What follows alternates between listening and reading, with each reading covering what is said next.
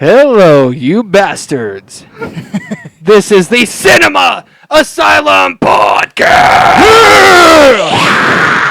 What up?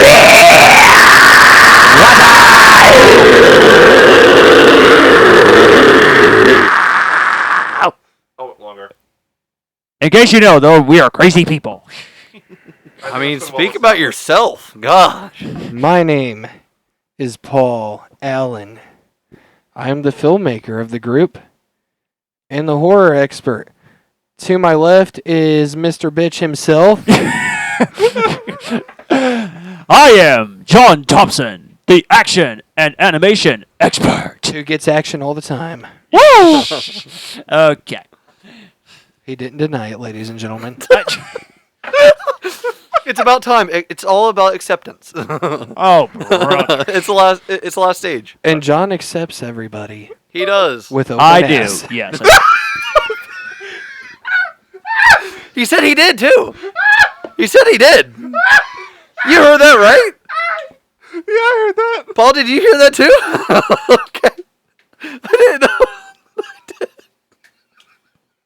I'm going to go back and see what you said. Editors yourself, please. Thank you, I said, John, that you accept everyone with open arms. Actually, he does make a good point. Yes, I do. Yes. Anyway. And by arms, I mean I said that you welcome everyone with open ass. That's Yeah, not I it did, too. either. So, thank you, Mr. Chicken, for introducing me next. I'm Dyllan, one of the two superhero and sci-fi experts.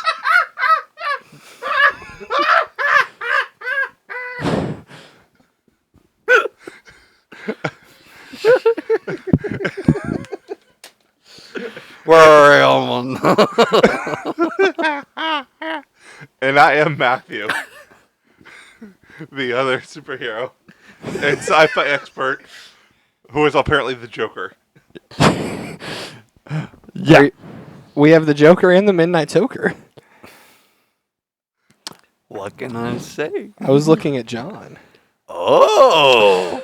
Okay. Getting a little into that devil's TMI, boys. TMI. Oh, you don't want us sharing that you smoke weed?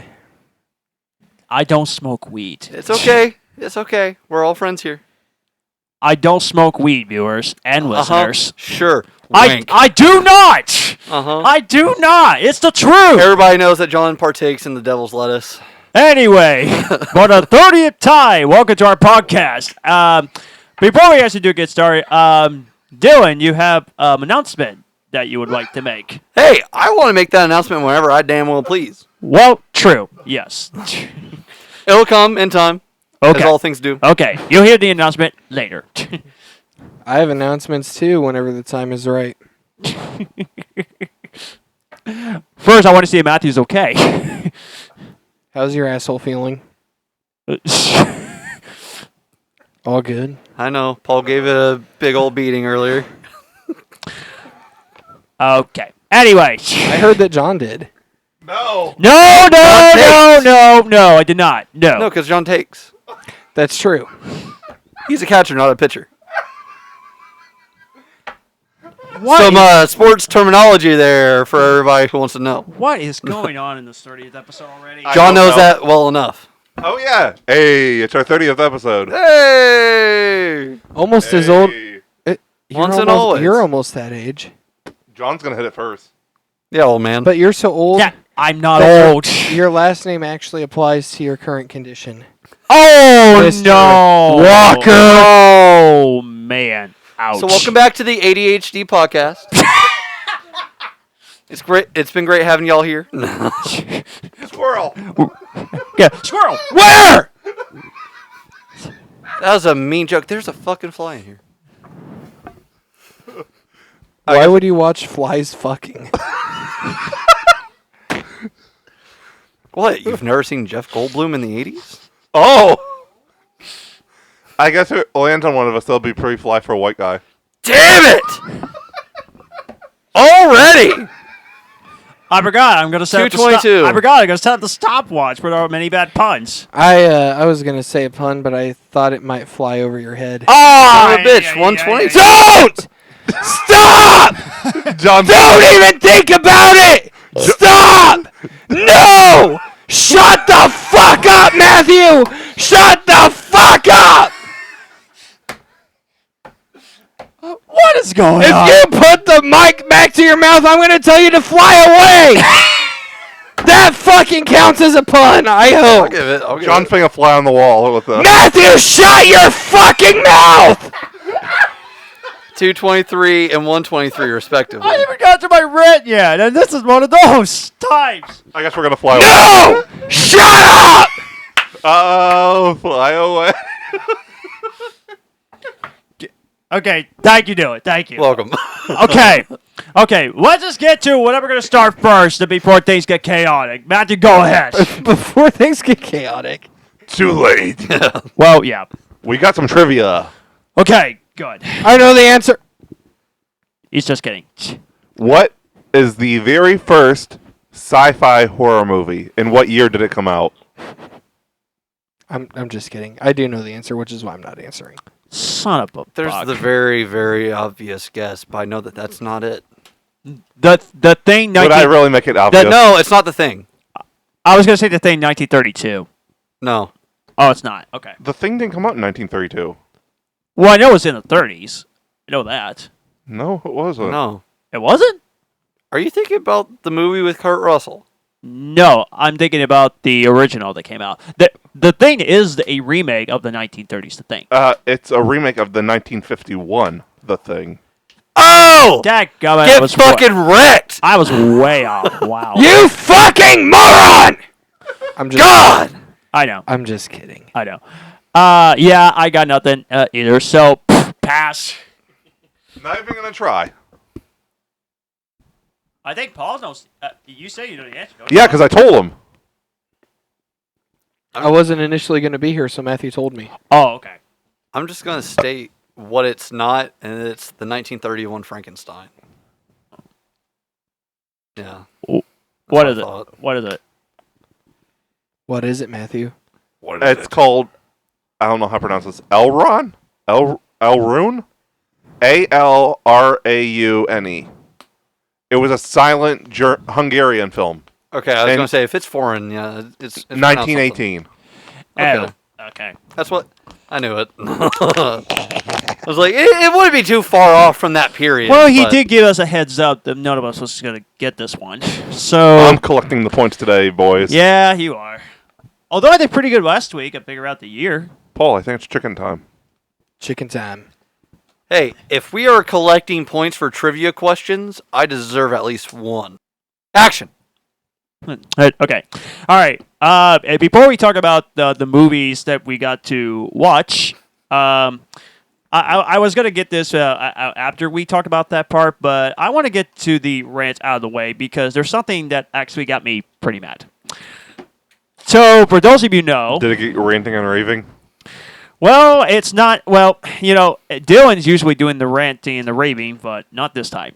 Oh, you did it before I did, I think. about That's Stephen true. Dorff. Yes, Yeah. but I have another one that I think I've just that I become actually think synonymous with it. that I actually think it's much worse than what I actually ranted. That's why he's more experienced, because he did it before you did. Yeah? Yeah? All true. right. All That's right. true. Anyway, Many so times. For those of you guys who are living under a rock, Martin Scorsese is a pretty familiar name as a movie director, right?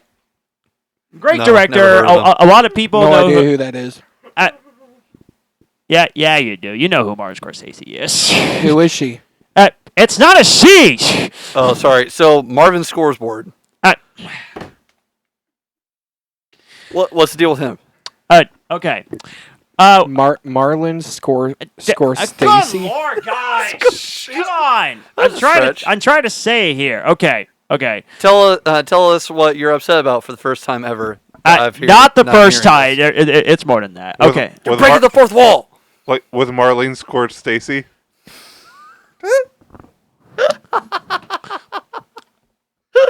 Okay, you know who he is, guys.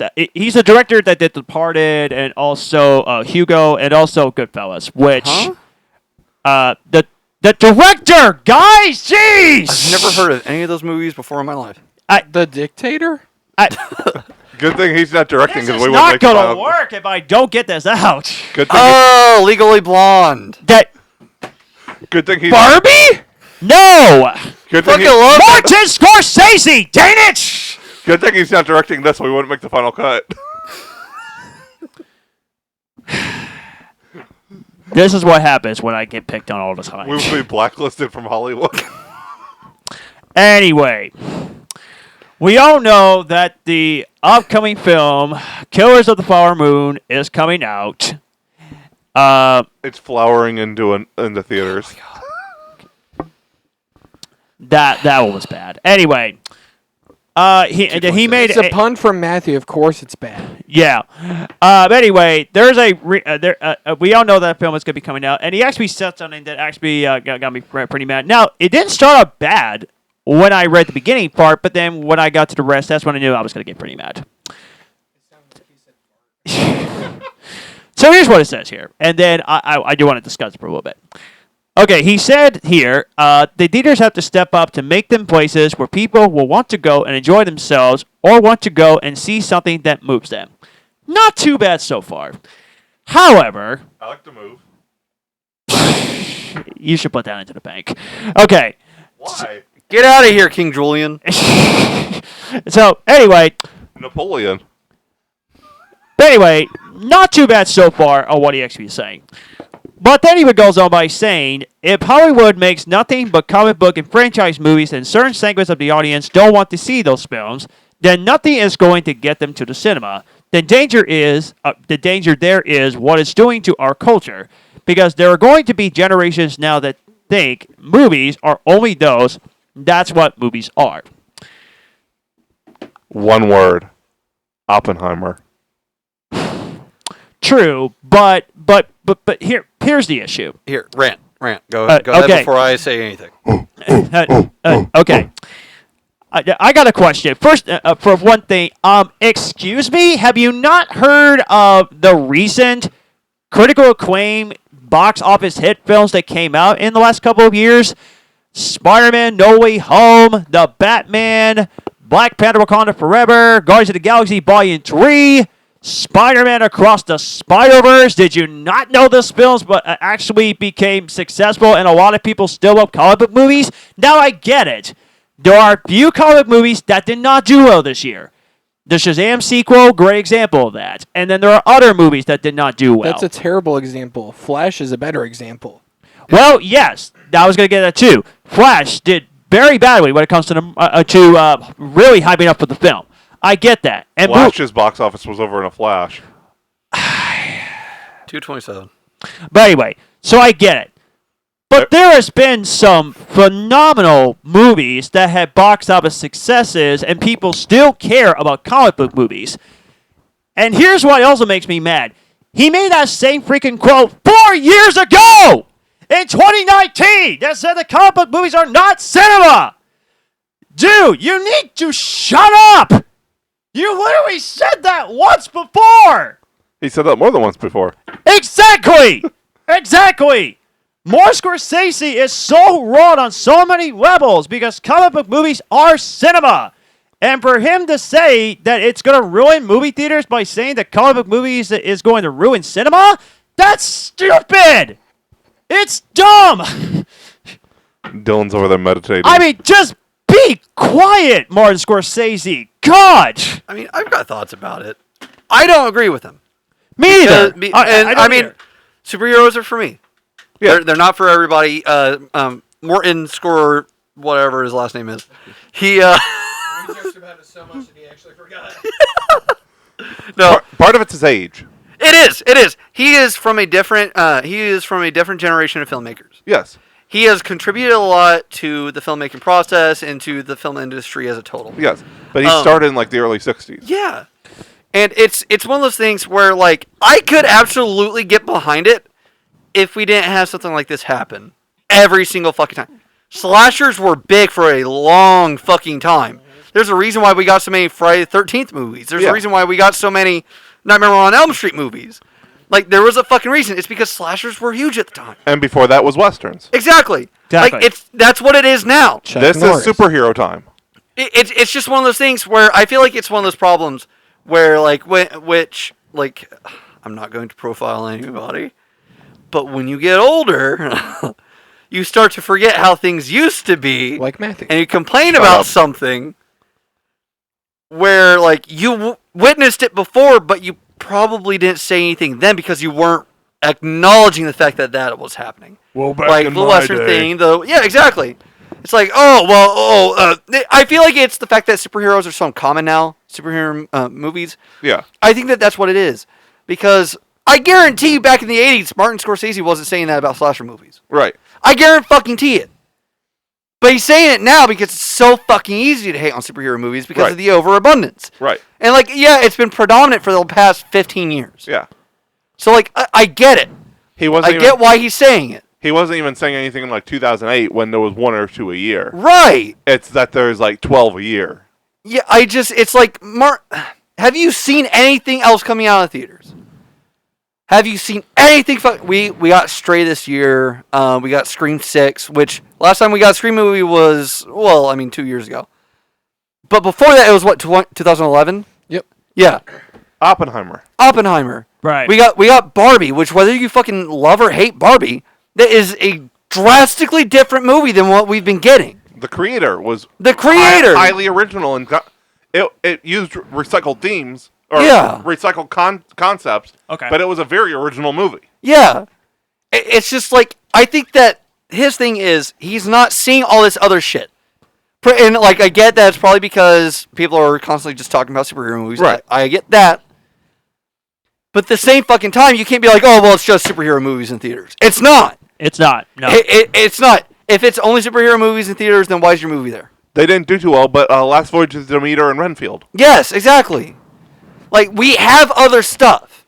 Yeah. Yes, people are talking about superhero movies.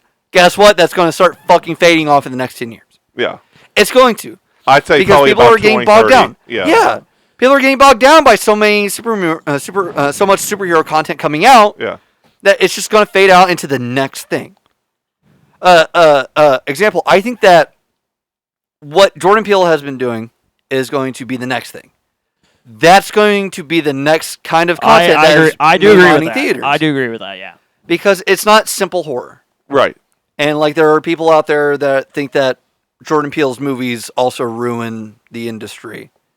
Which personally I don't agree, but I'm also not one of the horror experts. Yeah. I could Like, see I'm not- I could see elevated horror becoming like the next big thing. Yeah. I think that that's what it is. We have to wait Especially for the next after trend to Scream. come on. Yeah. Huh?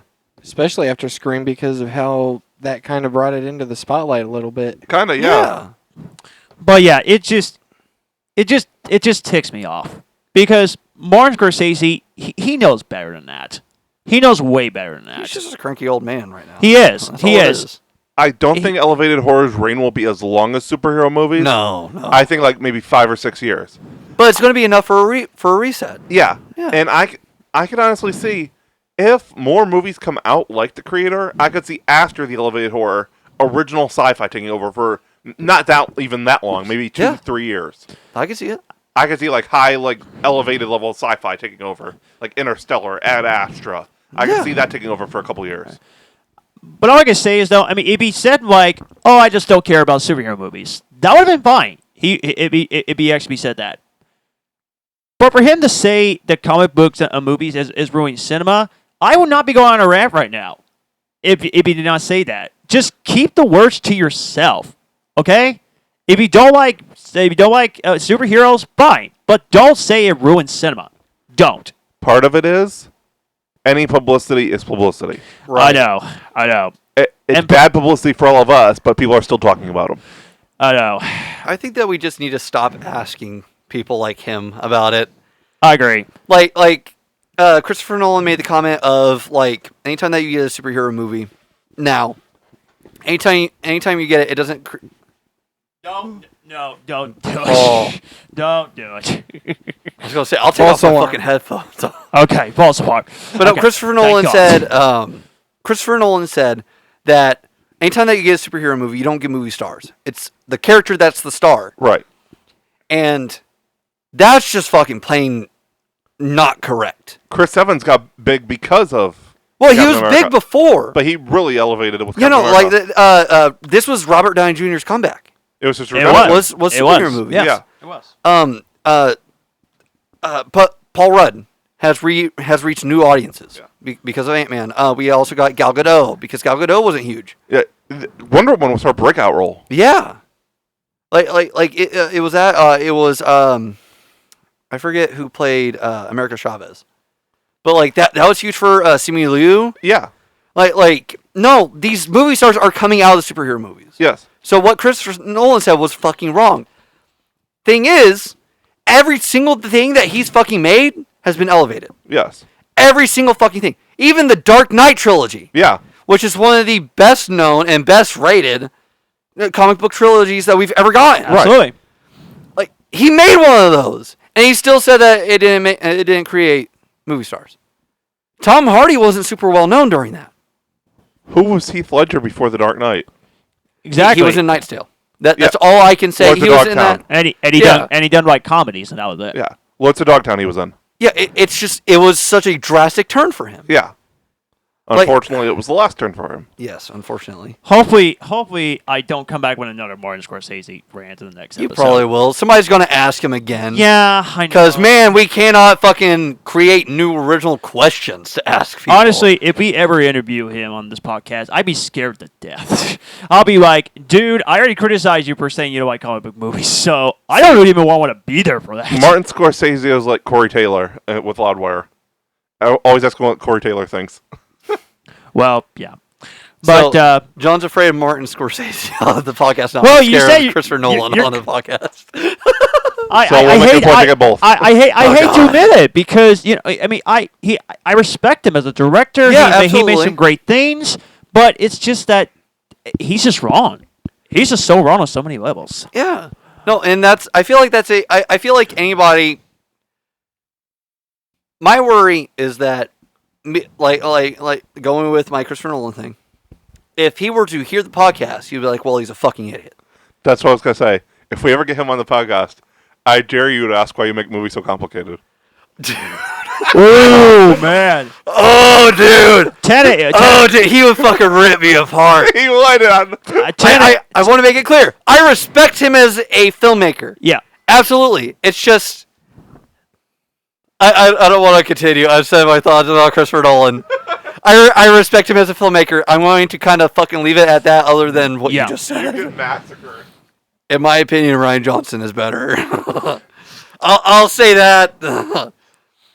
If he says I'm wrong, he says I'm wrong, man. I don't know what to say. Maybe have thick skin if he gets emotional about it or super pissed off. I don't know. Right. But in conclusion, let's be honest with ourselves. Comic book movies, they're going to keep ruining the movie business.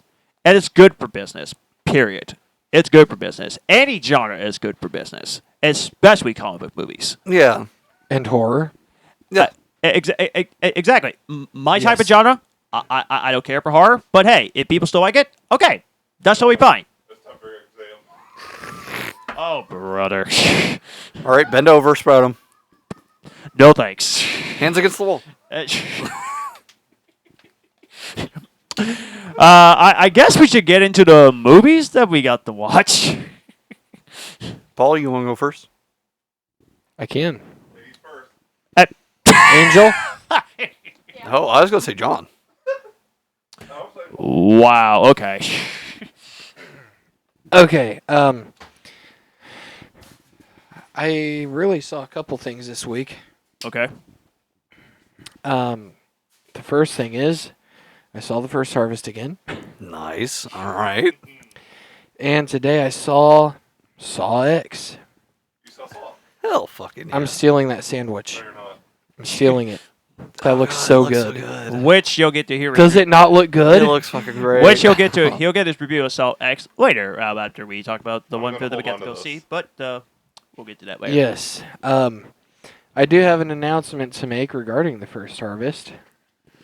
Ooh, I can't wait for that. I officially have the first batch of DVDs in, Uh-huh. Let's go. and they look slick Where can people buy them?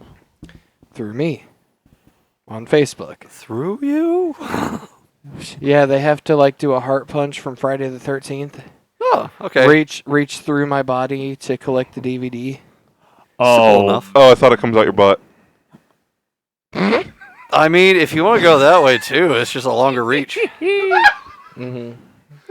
But no, people can. In reality, I would prefer if people emailed me specifically alanmicacfilms@gmail.com. Email me to request a DVD. I will send you my Zelle information or my PayPal or Facebook Pay, whatever. $20 gets you a copy plus shipping. Nice. Okay. And when can people go see it in theaters? October 14th is, I guess, the soft premiere in Bloomington. It's mainly going to be the cast and guests of the cast that will be there. Then October 19th is the big premiere. That's the one that we're going to. Yep. Matthew and I assume Dylan, you guys are coming too. I mean, I bought a ticket. Well, there you go. We're all going. I feel like that says everything. We're all going. There you go. Okay. Don't think you're getting a fucking face reveal, though. I'm good. Yeah, I know. But anyway, but Gotta yeah, keep this ugly I'm mug excited. hidden. I'm excited to see the final cut. I Dylan's can't. gonna I show up can. looking I like the cannot. Unabomber. I Yeah, can- no. I'm dead ass scared that he's gonna be like, get the fuck out.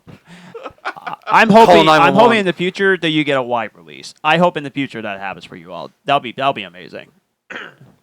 Well, there's a possibility it might get a week run somewhere in theaters. Nice. Cool. I don't want to say on air because I don't want to jinx it. So what were so can you say the name of the email again for those who might mispronounce it? Is it? Are you recording again? It's still recording. I'll cut it out later. Okay. The name of my email? Yeah, the email to go buy the DVDs. Yes, alanmicacfilms@gmail.com. That is ALLENMIKAC films FILMS @gmail.com. Not Meacock.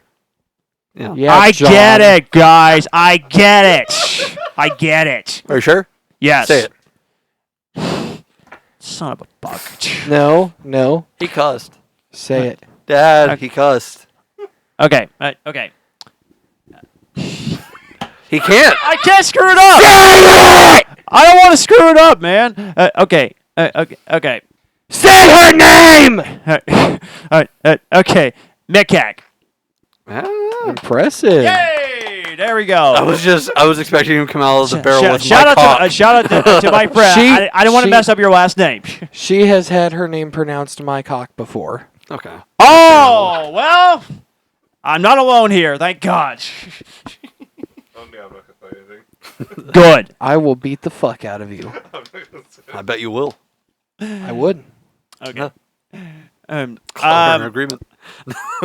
I only watched going one thing, but it was back in 1957. It's just a comedy called the Jack Benny Program that I watched so many times when I was a kid. Oh, Jack Benny. Okay. Yeah, You watched it all the way back in 1957? Knew he was old. yeah. I knew you were going to ask that. However, I do want to talk about the movie/TV trailers I got to watch this week, and boy, there's some good ones. The trailer for Scavenger's Reign that's coming out on Max. It looks phenomenal. The animation is gorgeous. Might be a fantastic science fiction show. I can't wait to watch that. And if you couldn't tell by the trailer, it will not be a kid's show. Yeah. It could be more probably for well, not probably. It will be teens/adults. I'm going to assume. No, it's adult. It's MA. Really? Yeah. Yeah, John, you better close your eyes. I still want to watch it. Yeah, it's set on Max. The trailer was TVMA. Really? Yeah. Huh. I'm a little surprised that it was TVMA. A little surprised. I thought it was going to be TP14 for some reason. But it looks great. It looks amazing. Then I got to watch the trailer for Tomb Raider: The Legend of Lara Croft, the new Netflix animated show that's coming out. Man, it looks awesome. It looks great.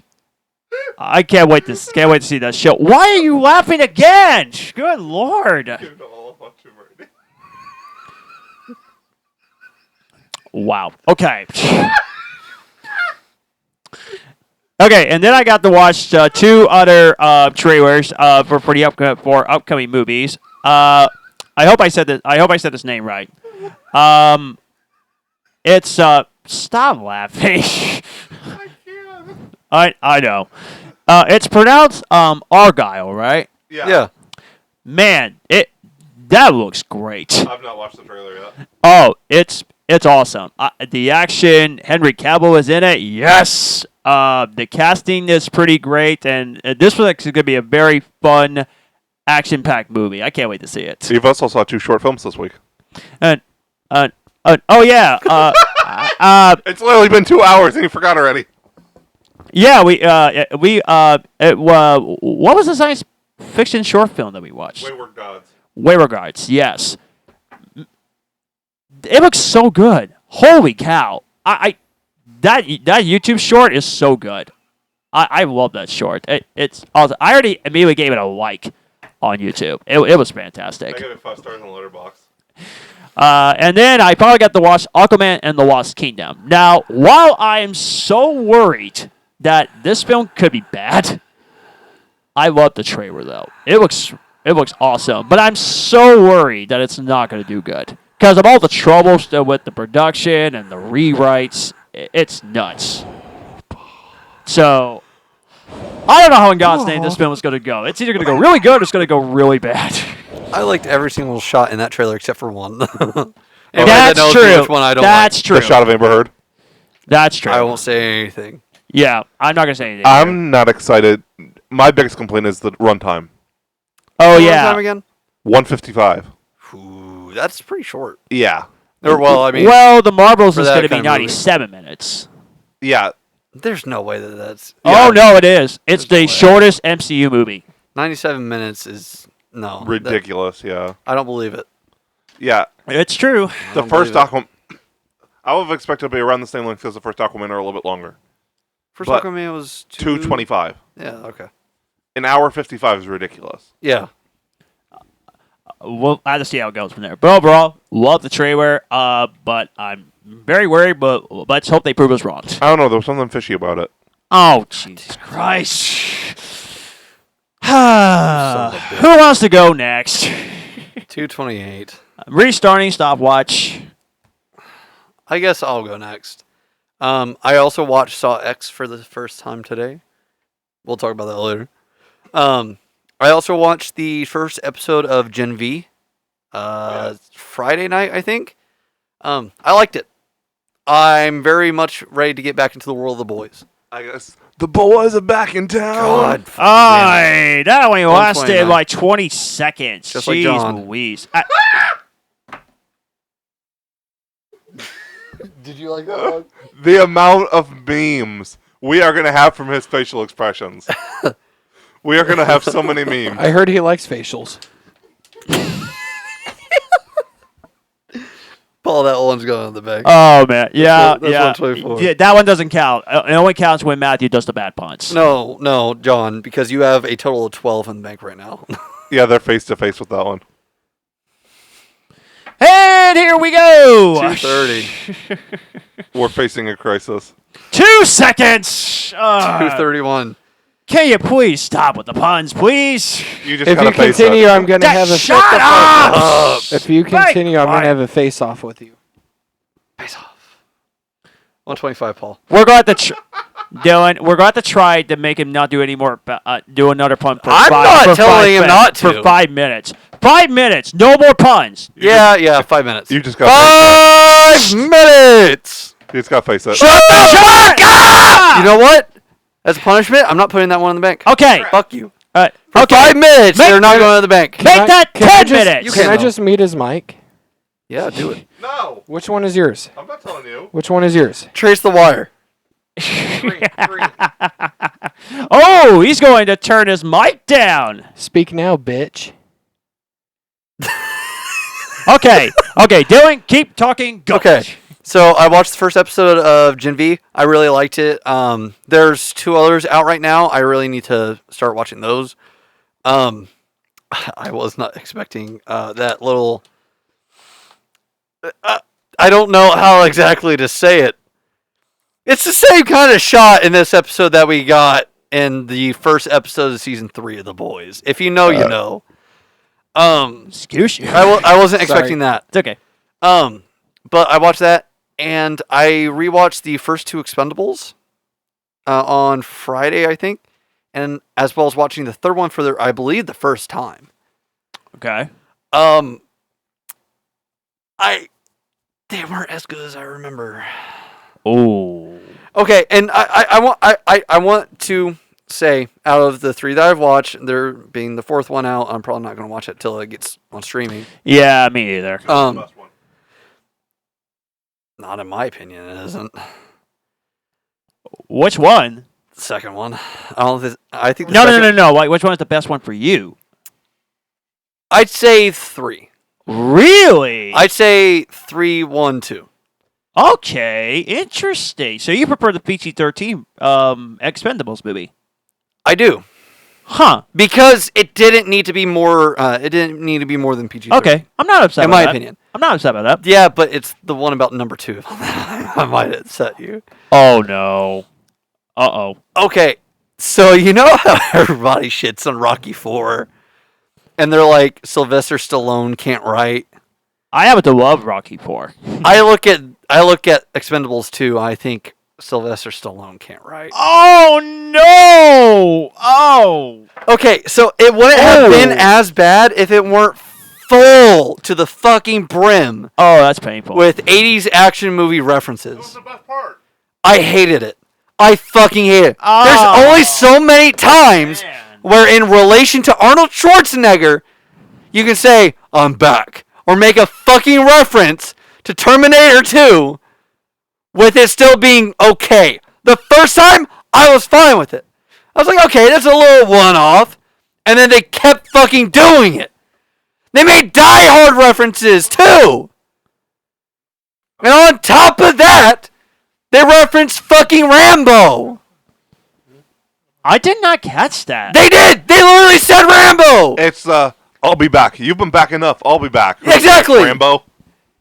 Yeah, he said, what's next, Rambo? Yeah. That's hilarious, though. No, I fucking hated it. Wow. I hated it. Ouch. I'm okay with fourth wall breaking to a point. I'm okay with that. I like tongue-in-cheek references. They can be pretty fucking good at times. If they would have made the singular, I told you I'd come back. Or fucking whatever his first time saying You'll it be is. back enough. Yeah, whatever the first, he said it once at the very beginning of the movie. If he would have just kept it at that, I would have been completely fine. But they kept fucking doing it. They kept fucking doing it. Also, was that Jean-Claude Van Damme? Yes. Interesting villain. I'll say that about his performance. Interesting villain. I didn't know that was him until after I saw the credits. I thought that's who it was as soon as I saw the kick. Because I haven't seen a whole lot of Jean-Claude Van Damme stuff. Me either. I just, as soon as I saw the kick, I was like, yeah, that's got to be him. You got to admit, though, one of the best parts in the whole franchise is the Chuck Norris scene. See, the Chuck Norris scene also fucking pissed me off. Okay, him taking out the entire town by himself would have been enough. That would have been enough. What is But he's going called the on fucking lone wolf. He's like, yeah, I only travel by myself. And then he made that fucking snake joke. Yeah. Or I was bit by a rattlesnake once, and after 12 days of excruciating pain, it died. No, I fucking hated that. Yes. I fucking hated that. Chuck Norris jokes are funny to laugh at. They're well, maybe not today. Today they're a little dated, because that was one of the most popular fucking memes during the early 2010s. Yeah.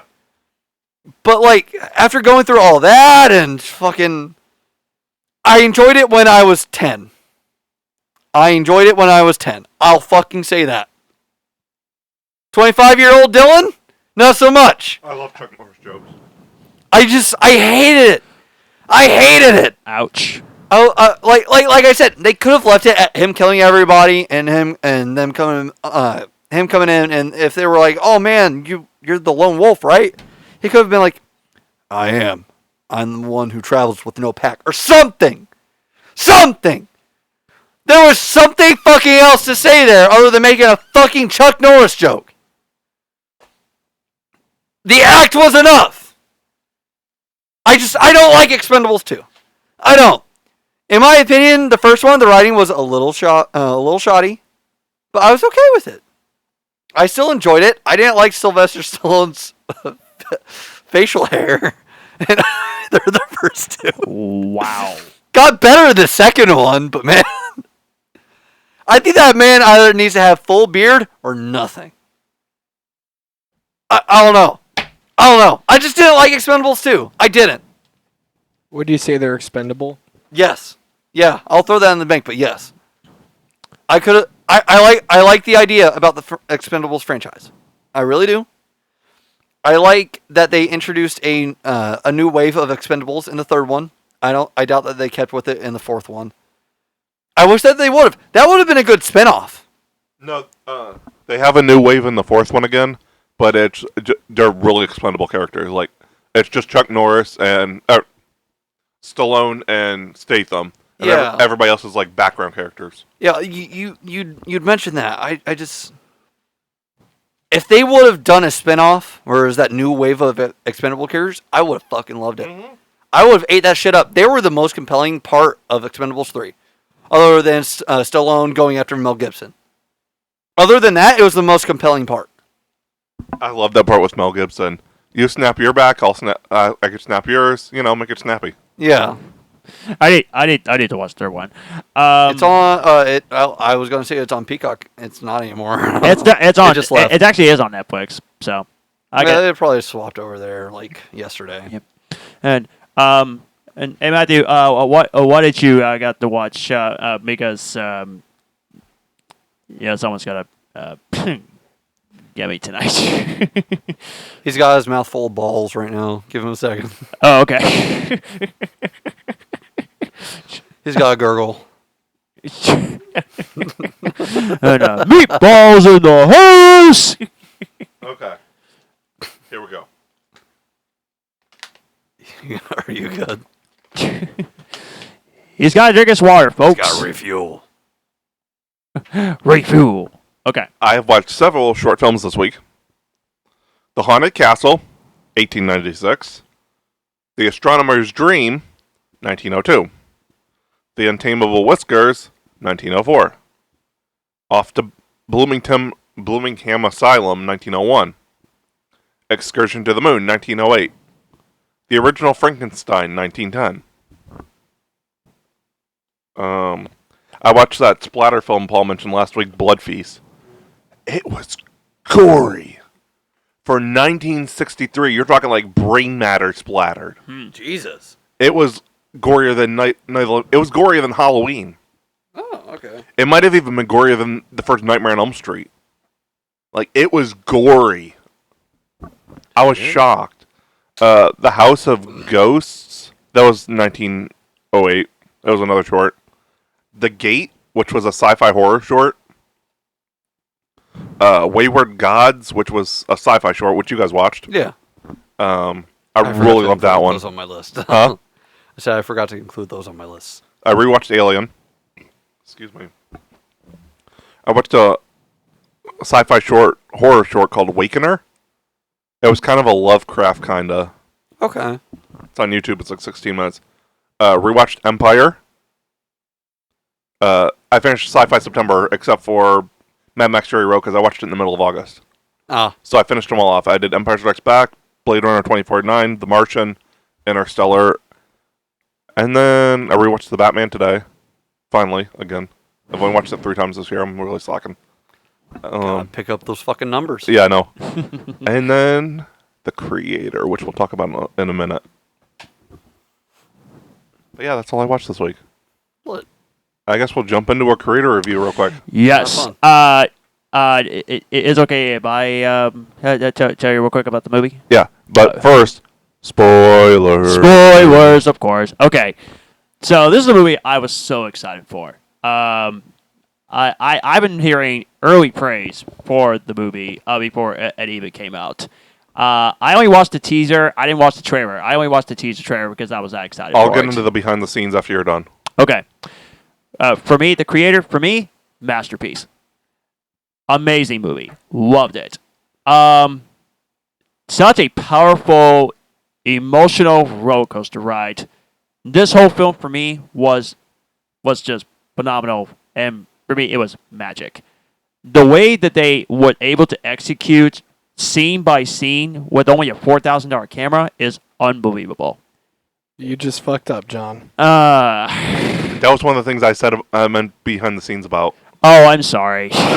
I'm sorry, man. That's my bad. But yeah, but the whole thing, I thought to myself, okay, how can you make the science fiction movie like better than this? Like this is ridiculous. Because I stared at the entire screen, thinking to myself, well, this may be not only Garrett Edwards' best looking movie, but it might be his best film yet. And I love Rogue One like a lot, but this tops that. The child was just adorable. I love her in this movie, and she was so funny. She was so funny in this movie. I'm not gonna say not gonna say the word, but I'll go like this. She pronounced the person as butthole when she thought the name was butthole. Oh, so his name was Asshole? Yes, she thought the name was that. Yeah, she's like, my name is whatever, and his name is this. He's an a-hole. So she's like, hey, a-hole. That part made me laugh. That was so funny. The funniest part was, this kid is like, probably like 8 or 9. And they're like, what are you doing? She's like, we play a game. It's called Help Him Stay Alive and Not Get Shot by the effing police. And I was just thinking, okay, that child's got a dirty mouth. Okay. But it was hilarious, though. It was so funny. And about the whole acting in general was great. John David Washington, holy crap. He is the next big star throughout the entire career. He is incredible in this movie. For her limited role, Gemma Chan did really good, too. Yes. She was great. But I was... Oh, man. The whole film was so good. I could not stop thinking about it. It was that good. I want to go see it again. I want to see it a second. I want to see it a third time. That's how much I absolutely love this movie. The way it ended was also powerful and very interesting. All I can say is the child didn't die. Thank God. The child was safe. That's the best part. But the way they actually ended by the fact that the hero actually had to go back to the person that he fell in love with in the beginning of the movie, that was like, okay, I see what you did there. And he did say to the child, I'll see you in heaven. And I was like, yeah, that's good. I like that. That's why I'd say a powerful film, because it still has some religious themes, kind of. But it was pretty much the whole sci-fi / emotional thriller stuff. You can Elevated sci-fi. Yeah, elevated sci-fi. Yeah, exactly. But and to the other critics that actually thought that was only get a 67% or something like that last time I checked. I mean, come on, it's way better than that, critics. What is your problem? It's Oscar worthy. It is. In terms of visuals, in terms of its acting performance, the acting better not get overlooked, people. It's that good. I think since Dune did not come out this year. Thank God. Shut up. I feel like the creators is going to light up the categories at the Oscars. I hope so. Like all the visual and sound categories. Yeah. Oh yeah. I forgot to mention the score. Hans Zimmer score, fantastic. I may need to listen to the soundtrack because it might be one of his best scores in a long time. I feel like his last really good... Dune was pretty good. But Right. I feel like his last really, really good score was Interstellar. True. But I just love the score. I love the Yes. I love the choir music behind it and the way they actually managed to do like the dum dum dum dum dum like. I don't remember choirs, but I remember that. Well, the symphony and Yeah. stuff. It was beautiful. There was a lot of percussion, but that's Hans Zimmer's signature. Yeah, I mean he's the composer goat, man. I mean Hans Zimmer is the best. So to give me my conclusion, it's one of the best things I have seen this year. It's in my top 3 of the best movies of the year. It's not even close. In fact, when I was checking my laptop last night, I had like 19 movies. That's like my favorite movies of 2023. The Creator is like my 20th now. And that's the closest I got to 20 movies in a long time of the best films of the year. By a clear mile, it was that quick. I don't know if we get to like 20 movies by like December. This is already October. And already got 20 movies that I love this year. Yeah, I've seen like 33 movies this year so far. Yeah. That's pretty good. Yeah. It's been a great year for films, Yep. despite the box office going up and down in terms of some films. Yeah, I'll probably end up seeing 50 before the end of the year. Yeah. But, Thanks to the podcast. yeah.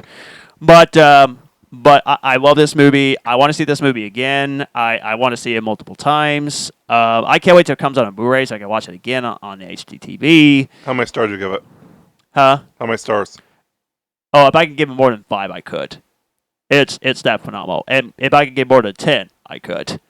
It's a special movie. I absolutely love it.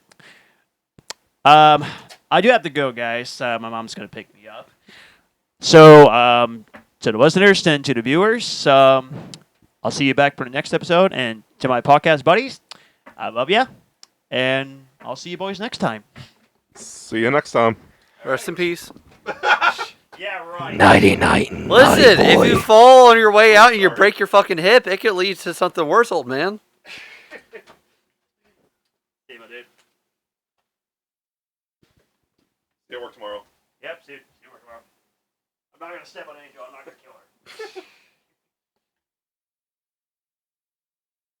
Enjoy the rest of your night, boys. You too. Did y'all hear that? I think it was a ghost.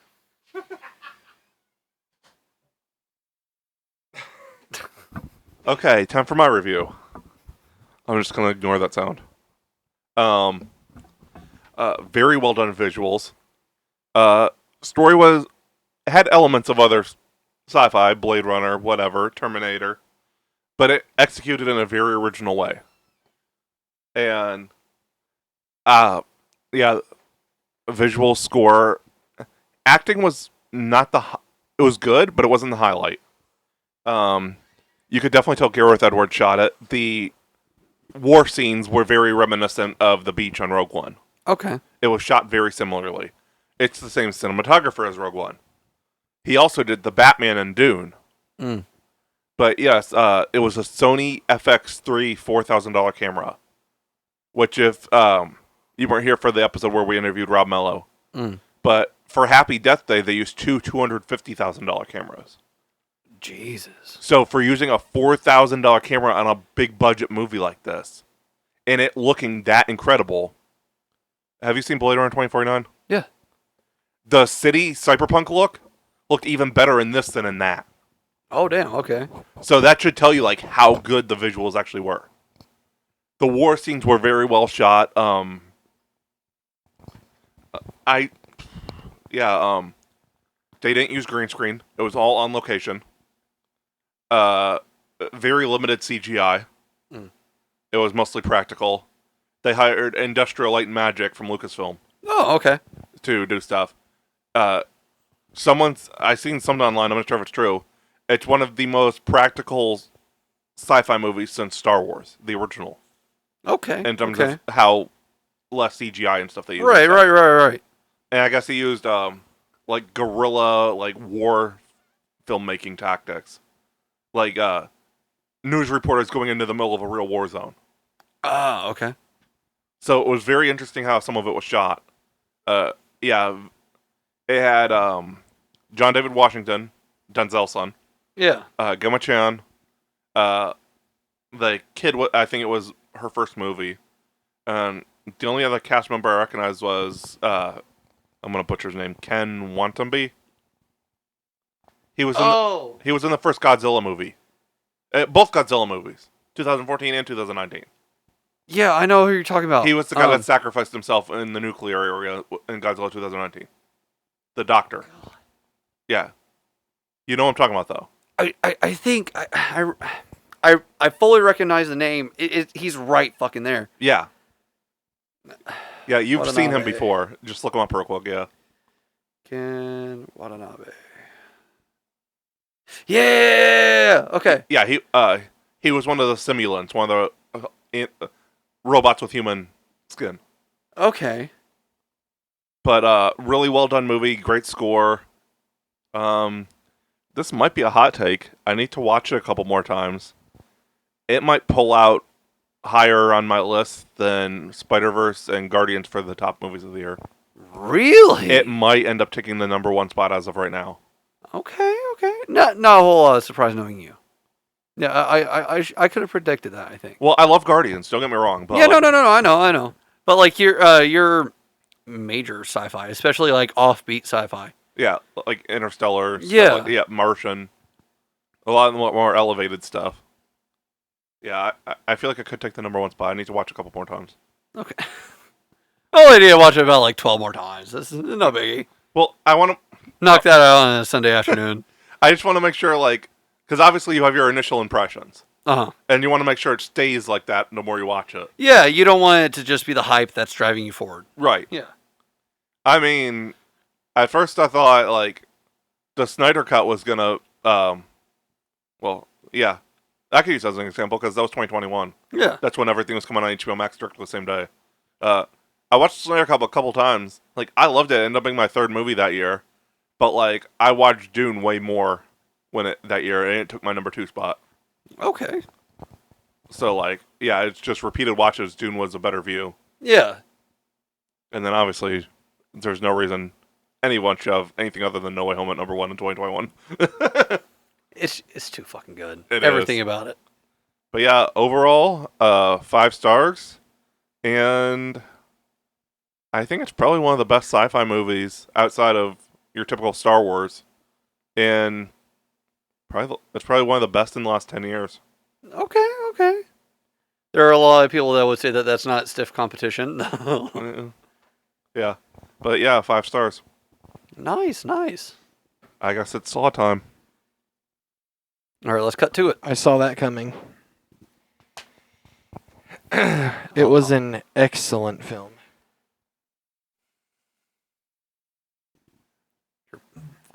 The only question is who's going first. 128, and I'll put mine up to 35. Man, 35. Did it make the cut for the top ones in the You series? son of a bitch. 233. Paul, do you want to go first? You're the horror expert. I sure can. Obviously, for those of you who don't follow our podcast that much, spoiler alert! Cut it out. Christ. Shut the fuck up. 234. I can't shut the fuck up if I have to give... Oh, you were talking to Matthew. I'm tired, okay? It's okay. I had a very long weekend. I got you. Anyway, Saw X is absolutely incredible. Oh, yeah. Absolutely. It is so good. It is easily the best sequel. Yeah. Easily. Better than the prequel, the other prequels. And I don't know how anyone's going to feel whenever I say this. I think it's actually Tobin Bell's best performance as Jigsaw. Yeah. It's the most relatable performance. It's the most... I don't know if I'd say it's the most believable because he's always done good. Yeah. But it's his best performance as Jigsaw. Yes. I love that we got more emotional depth from him. We literally see him crying Yeah. in a couple of different scenes. I love that they brought back Amanda. She might be an annoying bitch. Well, there's no might be. She is an annoying bitch. I liked her way more in this one than any Oh, other yeah. appearance that we've gotten her. Easily. This made me a fan. Yeah. I get the love. And, I mean, I believe the actress, her name is Shawnee Smith. It sounds I believe- correct, yeah. That's correct. She did really good in this movie. I love that we got to see a little bit of inner conflict that, she didn't necessarily want to do it. She was struggling if she was going to help John, especially with the girl. Yeah, with Gabrielle. Yes, with Gabrielle. That was whenever she was really struggling. That being said, this might be a hot take. The victims, I really wish that they would have cast better actors. I was not Really? necessarily the biggest fan of any of them.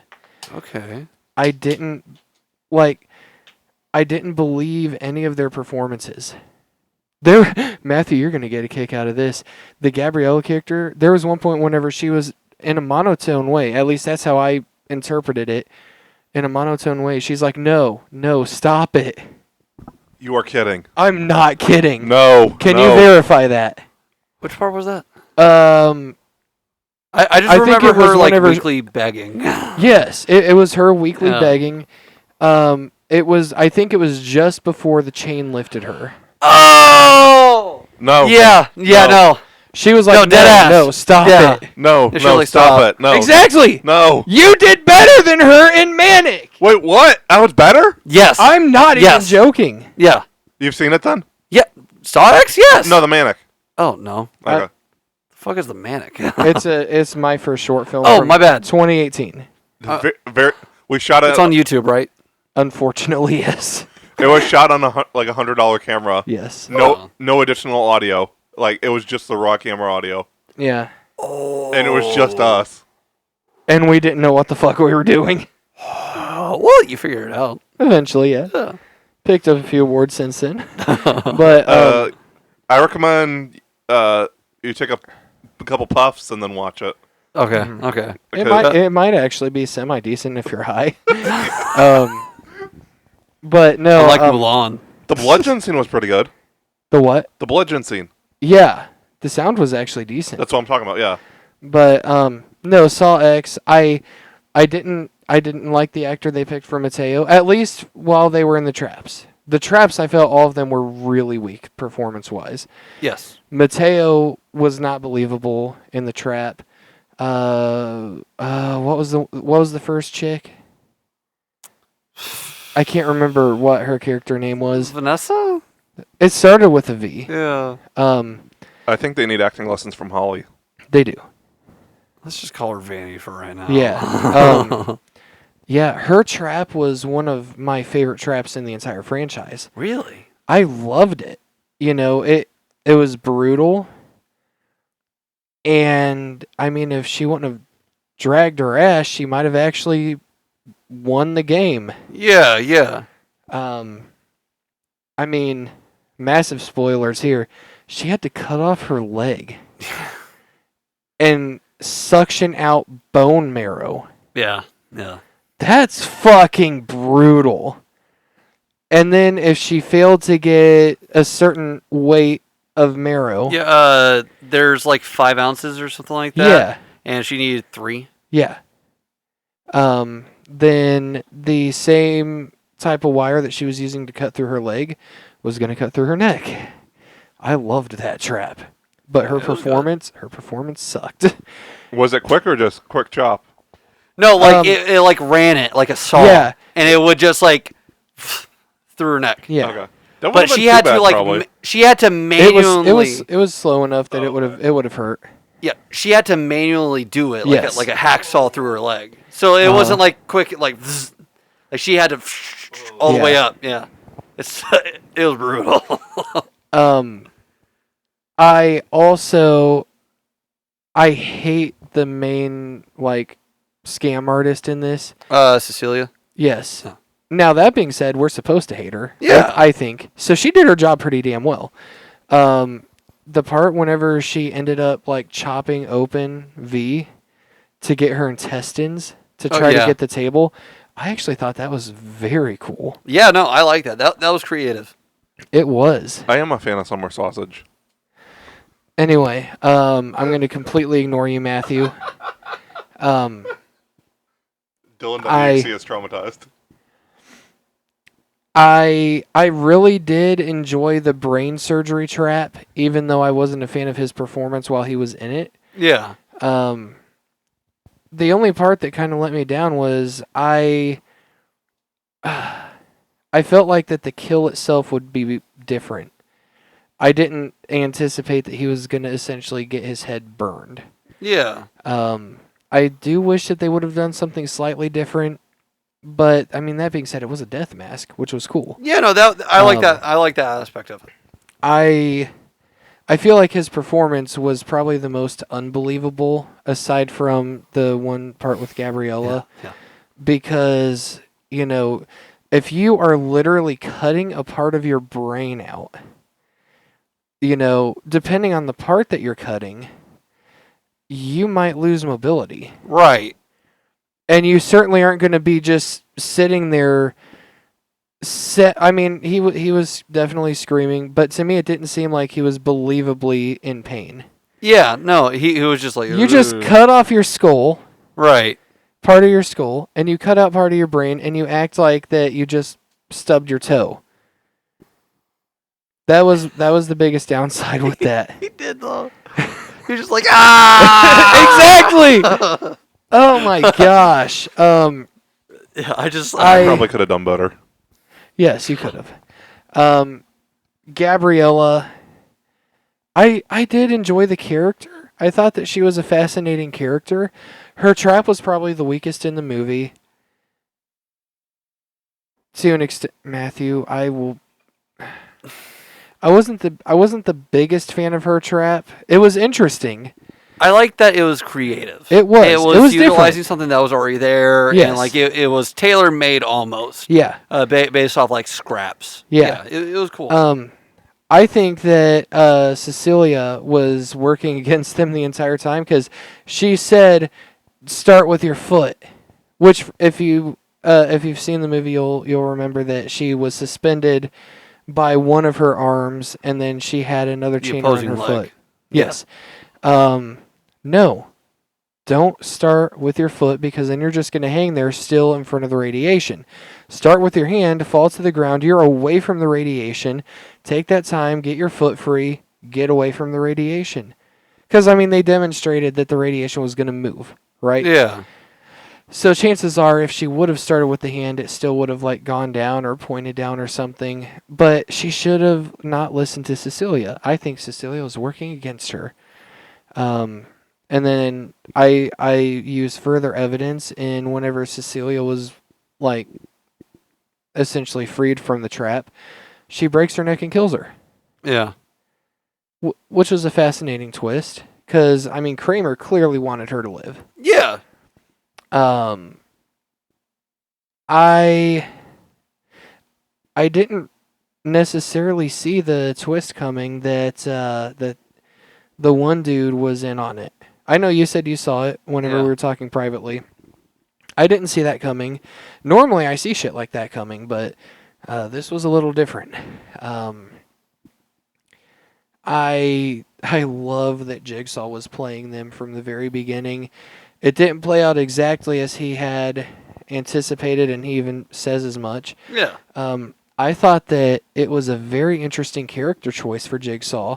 Whenever massive spoiler, Matthew, he was chained into the trap in Cecilia's place, and they brought in a child Yeah. from the outside. They brought in a fucking kid who Jigsaw interacted with earlier in the movie, fixing his bike tire. Yeah, that's where he learned the word pole Yes. in Spanish, yeah. And like he formed that bond with that kid in that moment. And they put the kid on the other side of the trap. And at that point it was like, oh fuck. That's something Matthew would do. No, on a serious note. Dude, I thought- if Matthew were in that trap, he would have pushed that lever so fucking hard. Oh, he would have.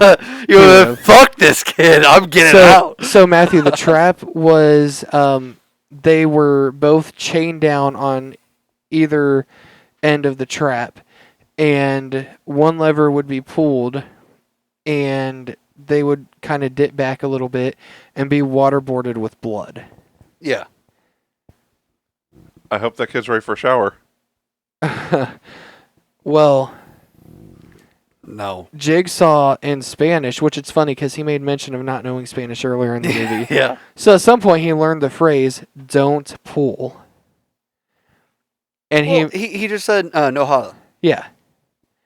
So he he made it clear to the kid, you're not going to be the one dying on this trap. Yeah. And so Jigsaw basically waterboarded himself with blood and was intending to sacrifice himself so that the kid would live. Wow. But like the kid picked up on it during that, so he ended up waterboarding himself Yes. to give John a second. Yes. And then John was like, "Fuck no!" He pulled it back, And then he kept held his hand on. up. Yeah, he was making it so that the kid wouldn't be able to dip back again. Yeah. And what was I going to say? Damn it. My bad.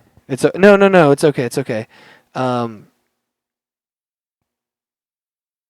love that those fucking idiots went into the room and thought that they could just take the bag of money. Right. Like, they did not do their homework on Jigsaw. Yeah, she was fucking teasing him the entire time too. Like, oh man, how is it that I beat you? How is it that you're such a smart man and I'm the one that beat you? Right, no, right. bitch, no. Since we got on the subject of waterboarding, I got a story to tell you guys. If it's a joke, I'm going to actually murder you right now. We're Okay. gonna waterboard you. We are. I got to humiliate myself. Pretty often. Someone I know is going on vacation. This was a couple years ago, and she was going to like the Bahamas or something. And I meant to say it would be fun to try wakeboarding. And I said it would be fun to try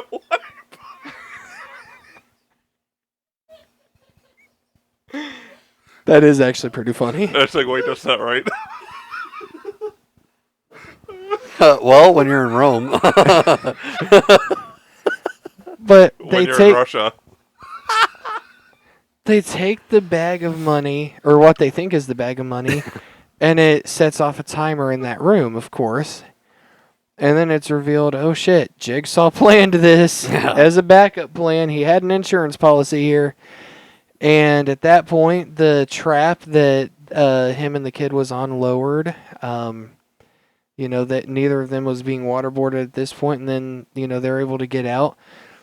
The two fucking morons who didn't know who John Kramer was, apparently. Yeah, even though she was like, I'd figure out who you were, Jig fucking Saw. I hated how she said that, though. It just sounded awkward. Jig fucking Saw. I thought that she said Jiggy Saw for a second. Uh-huh. And I was like, yeah, she showed up at one point. Yeah. I wasn't a fan of that line. I thought the dialogue in that part could have been better. But, yeah, of course, as Jigsaw predicted, she stabbed the dude in the back. And the one thing I wish we would have had more clarity on is, was she able to leave or did she die? Oh, dude, she's still fucking there. She died. Yeah. Because he said to all of them, like, if you don't play the game right, or you don't play the game at all, you're never leaving here. Mm-hmm. Like, you will die here by yourself. Yeah. And the fact that they were out in the middle of fucking nowhere, and the only reason why he had found that fucking location after leaving was because he was so, like, architecturally inclined. Mm-hmm. So, like, numbers was his fucking strong game. Mm-hmm.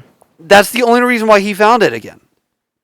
Mm-hmm. So, anybody else is going to be shit out of fucking luck trying to find it. Yeah. So since this one's meant to be farther back, did they de-age?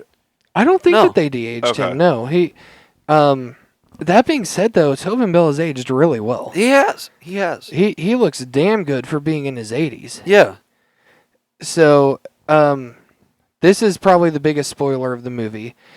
Earlier in the movie, John Kramer makes a phone call, and he addresses who he calls as detective. Yeah. That is the moment I was like, Mark Hoffman is back. He's going to make an appearance, even if it's small. Well, his voice was in the trailer, too. It was! Yeah. It was clearly Mark Hoffman. So we knew he was coming back. It was just a matter of how, where, and when. And, of course, he wasn't in the primary movie. He wasn't in the main part. Except for that phone call where you don't even hear him. But the mid-credit scene, I don't know why everyone's calling it a post-credit scene, because it's clearly It's a mid-credit. blanket term. But yeah, it starts with Jigsaw talking to I can't remember what the character name is, a dude that basically started the con. Started the process of getting John Kramer This there. is my war scar. Yeah. And then the scar wasn't there. Go figure. Mark Hoffman comes in. I don't know what the actor's name is off the top of my head. They didn't DH Beats him me. either.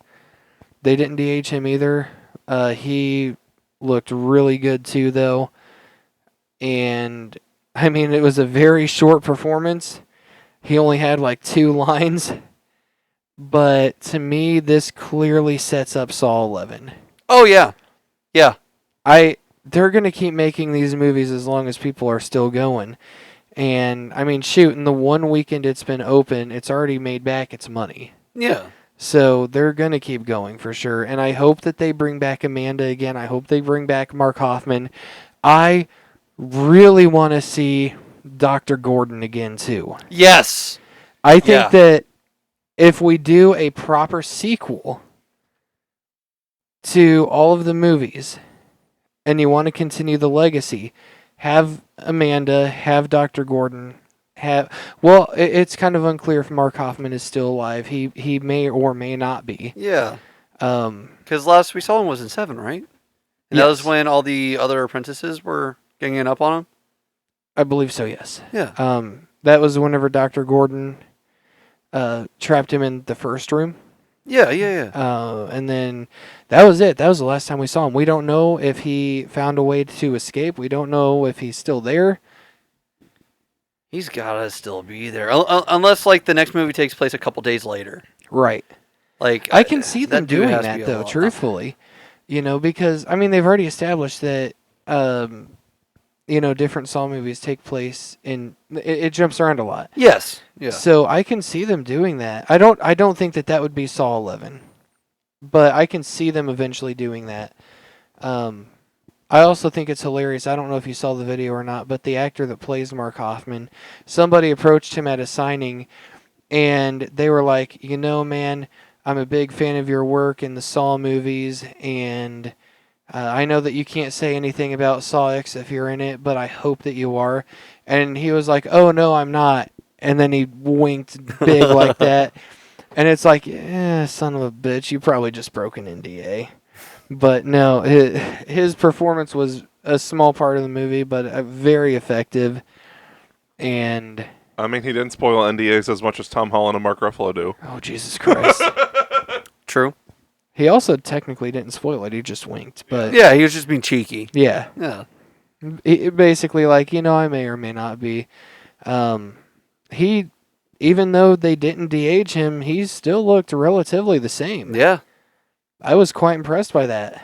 Same thing with Tobin Bell. Overall, this movie is really, really good.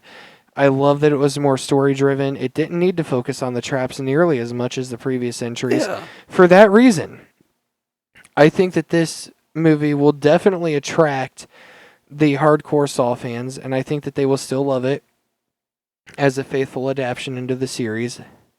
A faithful installment into the series. But I also think because of the fact that it doesn't focus as much on the traps, and it focuses a lot on John Kramer, I think that that'll also attract outside horror fans. They might like horror, but they don't like the gore as much. And I mean, this definitely ups the gore. Oh yeah. But it doesn't focus as much on it or the traps. And I think that for that reason, Saw might gain following. Saw might gain a bigger following than it already has. My last note on Saw X is I love that we had like Tobin Bell in most of the movie. Yeah. That's the one thing that I think the Saw movies lacked was he was never in any of them a ton. Yeah. Saw 3 you could argue. Saw 3 was basically most of it. Yeah. Yeah. But for the most part, he was not in them as much as you would think. Especially the first. Well, he was in the dead room body. the entire time, but We didn't know it was him yeah. until the end. Best fucking plot twist in horror history, by the way. Yeah. But yeah, I love that we had him in most of the movie. And like I said, his best performance in the franchise yet. So good. If you are looking to get into acting, you need to study his performance in this movie. he like you can actually empathize with him, Yeah. which is not really something that you could quite do Yeah. before, unless you happen to be in his predicament that was told about in the first Yes, 3 yeah. movies. But you could really empathize with him. You felt bad for him. And I mean, he got fucked over hardcore. You actually were rooting for him. And it was just a very well done movie. I felt like some of the cinematography was a little shaky. Like that first part where I think he was in a park, or no, he wasn't in a park. It was whenever he first got to the city. I felt like the camera was literally shaky. Mm. I was not the biggest fan of that. I don't know if you saw that or not. No, I didn't really know how to like put my finger on it, but yeah, no, I noticed. I wasn't the biggest fan of that. Whenever the movie started to get a little deeper in and they got into the traps and whatnot, I felt like the cinematography was a lot better there. Yeah. I also thought that how they revealed, or how Jigsaw found out that he'd been conned, I loved that part too. Because, I mean, whenever they're doing the surgery on him, they have the video playing, and, then one of them says to the quote-unquote surgeon or whatever, turn the screen away. And it's like, what? Yeah. What He's the like, fuck is nurse, going on? And then he just, Yeah.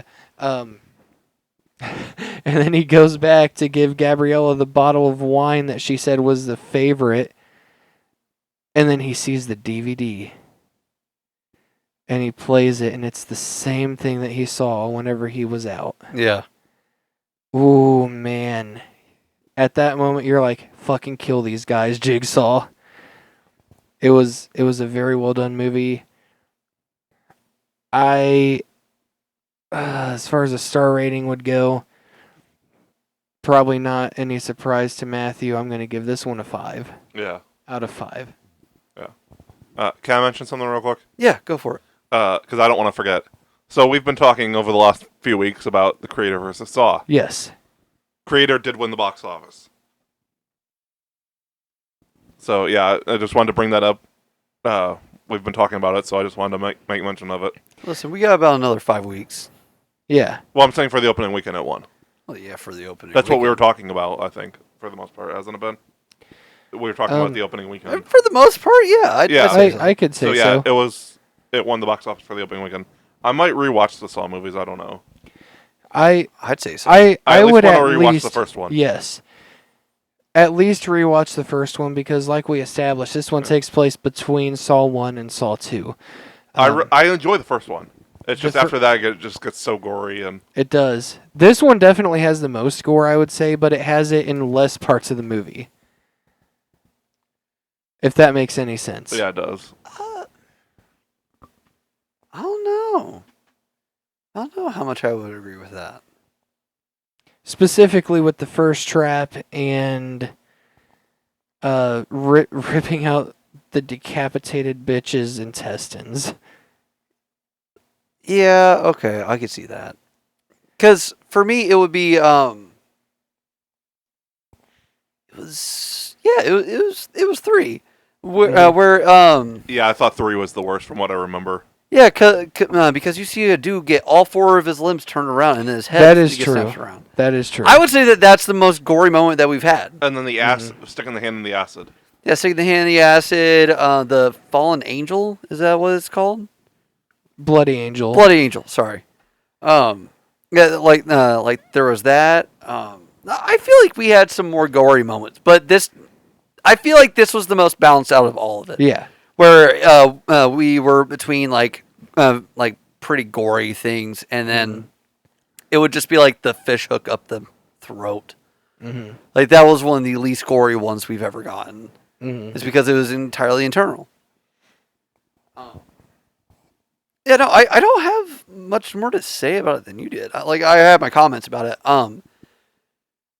I knew going into it that it took place. Obviously, I knew going into it that it was going to take place between the first and the second movie. However, during it, I found myself thinking that I caught myself a couple times going like, no, this this would make sense being between the second and the third one too. Because, so, when you watch it, and they talk more about Amanda than anything. How, at one point, Amanda says she doesn't deserve a chance, talking about Cecilia. And kind of talking about everybody but Gabriella as a whole. And John turns around and says, everybody deserves a second chance. You should know that better than anybody. The way that I took that in the movie was she had gotten her second chance as his apprentice in the second one. That's how I had taken it. So I was like, this could easily go in between 2 and 3. Because there's not a whole lot about it. He already thinks that he's about to die. You could say that the second movie takes place at the very beginning of this movie. You could say that, and it wouldn't affect it whatsoever. It still looks great. She still has the same fucking haircut from the second movie. Well, close. It was a little bit longer than the second one. I did like that they fleshed out Amanda more. That was great. Like I said, I didn't like her a whole lot before this one. Which, granted, we were supposed to not like her before this one. But I've seen a whole lot of love ever since following more horror people. I've seen a lot of love for her. I just didn't really get it until this one. This one, she was just fucking great. I loved her in this one. Everything she said, I was like, this is awesome. I hate that she becomes a bitch after this, but she's good otherwise. Yeah, Tobin Bell gave one hell of a fucking performance. And we had the moment where he was crying. But on the opposite end of it, well, not really opposite because we're staying negative, but the really emotional scene where it's like, you took advantage of people who were dying. It's like, who does that? You judged me? You're saying this about me, but you chose to do this? It's like, no. We never see him get mad. I think we've only seen him get close once. And it was with the man who had killed his baby. I think that's the closest we had ever seen toward seeing him be pissed. My God. The chops on this fucking man. Fucking great. I know being pissed off, that was awesome. And I just, it was so fucking good. It was so fucking good. And that should show for people to go see it too. Because you don't often get, horror movies aren't known for their acting usually. Yeah. So if you get a quality acting performance in a horror movie, that should convince you to go see it if you're a horror fan and not on board with this movie. Yeah, yeah. And thankfully we've been getting more phenomenal performances from killers. Yeah. Or at least unmasked killers. Because body acting is amazing. It's super underappreciated when it comes to acting, in my opinion. It's the reason why Andrew Garfield is such a great fucking Spider-Man. He's the best at body acting. But we normally only are oh yeah, no, this person, well, like Jason Voorhees. Yeah. People are oh, not great. Yeah, no, he's a good body of it, but there's not a whole lot past the body. Right.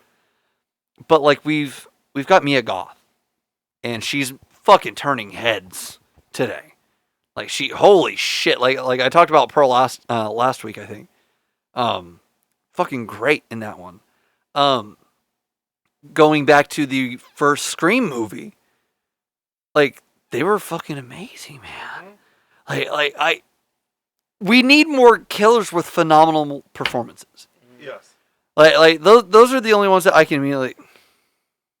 Hey. Gotta get that product placement in there. Hey. But we just don't really get that, and we had been we'd seen Tobin give a good performance before. I definitely agree. This is his best performance by far.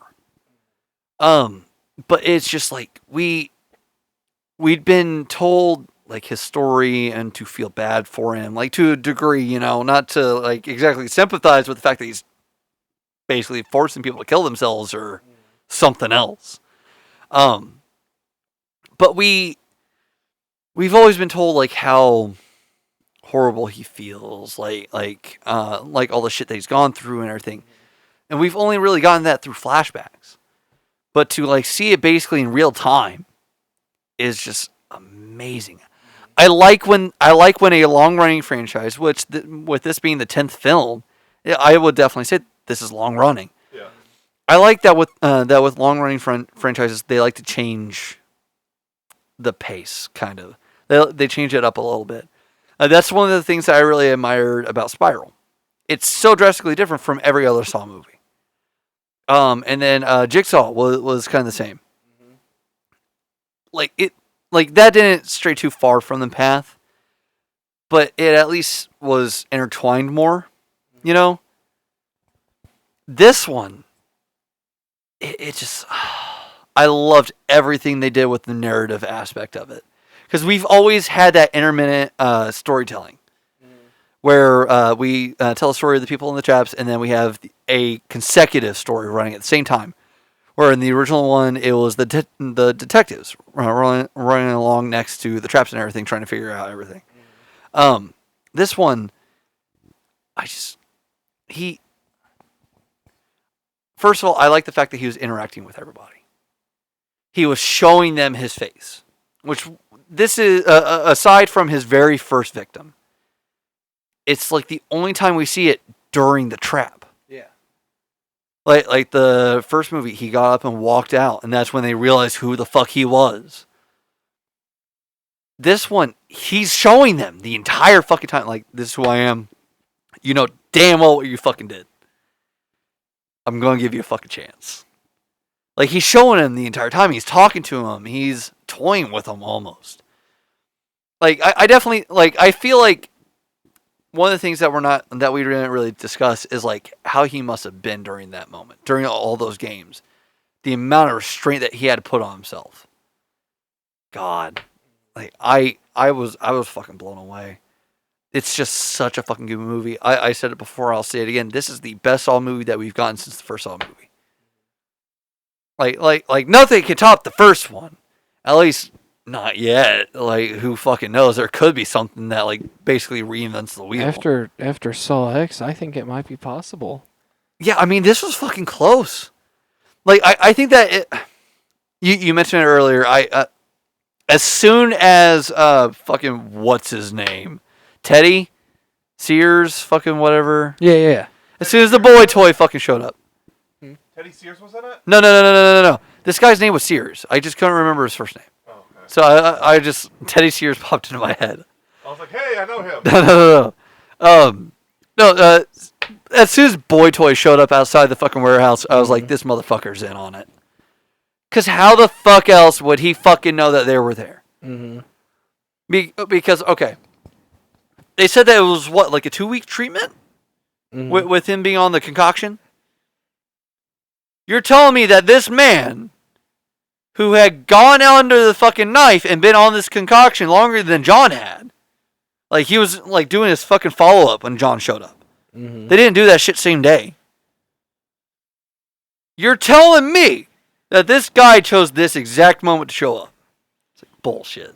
Mm-hmm. Bullshit. They used, somehow, one way or fucking other, because I didn't predict that it was him that she called. But I was like, they probably triangulated it or something. You know, we don't know anything about this dude's life. That would have been a nice little secret crossover that horror fans would not have got if it was Teddy Sears. Honestly, I would have been super down for Teddy Sears to show up. Yeah. He did a good Zoom. He could have been a good horror movie. Yeah, no, I'd fucking love it. Well, I pinpointed him immediately. And then when he was like, oh, we've got your money, it's up here. And like, he made a point of showing him where the gun was going. Did that. The way that the air that Tobin Bell produced, any single time that they were around him while he was chained up and shit. I was like, yeah. I was like, they fucking know that this guy is in on it. Mm. I wasn't predicting him being her boyfriend, basically, but I was like, this motherfucker's in on it. And then when I was watching, because I was trying to figure out what the fuck they were gonna do. I noticed the fact that Gabriella had the one on her hand, the other one on her leg. Obviously, I knew what Mateo's deal was. Mm. But Cecilia, I was like, there's two fucking levers. They're pretty fucking far apart. Mm-hmm. She only has a chain around one side, but there's another fucking chain. Mm-hmm. It's like somebody else is supposed to go into that fucking trap. I was like, who the fuck is it gonna be? As soon as they chain John up, like obviously he's not gonna fucking die. It's like so he's gonna get out of it one way or fucking other. But I was like, they're fucking gonna go up there. They're gonna get trapped. One of them's gonna fucking die. She's fucking dead. Let's be fucking honest. She fucking died. If we get another fucking flashback in the future, it's gonna be her fucking body dead in that fucking warehouse. Mm. It was good. Even predicting that, it was fucking awesome. And I think the only reason why I was able to predict that is because I knew that there was going to be a twist. Mm. I was like, what? Like this would be the fucking twist. That's the only reason why I think that I realized that, because I was looking for it. I was like, I want to fucking know right fucking now if I can figure it out. Mm-hmm. Because after Spiral, and that was kind of easy to put together. Mm-hmm. This one, I don't think that it was as easy. But I was like, I want to prove myself. I was like, I want to fucking figure it out. Dead ass. As soon as we saw him chained up, I wanted to leave him over to Angel and be like, he's in on it. But I was like, I don't want to be fucking wrong. Mm-hmm. No, it was a good movie. Like I said, definitely the best. One thing that we didn't talk about was the first actual victim. Yeah. I forget what his name was. He was the cab driver. He ended up being the dude that was pretend being a surgeon. Yeah. During John's surgery. That is one thing that is quite shocking about this movie. The eye vacuum trap is not an actual kill. Yeah. No, that got me. The main promotional aspect of this movie was not an actual kill. Yeah. So you were worried about them spoiling the movie, and it didn't. Huh? You said it was a bad idea that they were posting scenes online. It wasn't an actual kill, so it misled you. That is true. Yeah. I thought that was very well done, because you see this guy, he's going in and he's about to steal some shit from this patient, and then John sees him doing this, and then he imagines this eye vacuum trap. First off, if that would have been a real kill, that would have been a good kill. Yeah. I loved that. And then, of course, he snaps out of it. Dude makes eye contact with him, kind of puts it away, shuts the drawer, walks out. Yeah, he was trying to rob a patient Yes. that couldn't do anything. And Kramer, he kind of puts his hand up and he's like, "You made a good choice." Yeah. I got goosebumps. It was Because that dude had no idea what he was about to experience. Yeah, I like the Not Saw 3 in there with his journal. Yes. Yeah, I like that. But no, that first actual victim, that was, I like that. That was a really... That was good. The trap itself was okay. But what he had to do to get out of it, and the fact that he actually did get out of it, he survived. I was like, my God. That was actually really impressive. One could call it a mind-blowing experience. That pun doesn't work as well as I thought it would. Yeah, no, not in context, no. And we agreed if you have to explain it, Yeah. then not everybody would get it. Yeah, It's a very explosive scene. I'll add that one. Some bitch. I do think that was probably the most unrealistic trap of the movie, because he would have had to have cut through like nerves and tendons, and he wouldn't have been able to use one arm after cutting. Right, yeah, no, yeah. So it was unrealistic for sure, but it was still a really fun scene. Well, like I assume that was the reason why his hands were fully duct taped with the knife. Yeah. Was so that he wouldn't like lose grip of it or anything. He Mhm. like he still was able to, hmm his wrist still would have been doing like Yeah. this the entire time. But like other than that, I think my main issue with that trap was how cleanly John got those wires inside his arm. I was like, this man does not like. Yeah, he's good with architecture and the design process and everything like that. Like, yeah, give him full credit where credit is due. But that guy, John had to get Dr. Gordon to do a bunch of the surgeries. Yeah. In the first 7 movies, like Maybe Dr. Gordon is the one that did this. to be fair, like people have made assumptions about where he was during those movies. Yeah. And people, it's the same people that made the theory that Adam is still alive. No. Whenever Gordon puts Hoffman in that room, you see Adam's very decomposed body. Yeah, but it's the fact that there's like the differences in like the way that it lays, the blood stain, where the chain is, stuff like that. That's one of the main things driving that theory. Well, is the fact that it's so, like the first 3 movies or something like that, it looks the exact same. But after those movies, it's drastically different. Like he's laying elsewhere, he's propped up against something. The chain looks different. The blood stain looks different. There's a bunch of different things about it. I like to give into it. I do, because it's during 4, right, where the lesson is like, we told you not to rush in. The main guy. People think that Adam's still alive because who would have taken those great shots without being noticed. Which, like, somebody could have fucking done it. It didn't have to be him. Like, he's not the only fucking photographer. But I kind of like that idea. I don't know. Like I don't fully subscribe to it. But it would be cool. That would be one hell of a fucking twist. Yeah. Like, the last victim of the very first fucking movie, like, is still alive. That would be fucking awesome. Another thing is, like, how long it takes. Like, it takes you, apparently, like, 20 seconds to suffocate somebody to death or something like that. I don't know. That's just what I've heard. And he struggles for, like, 18 seconds or something like that. Like, he gets close. Been doing research?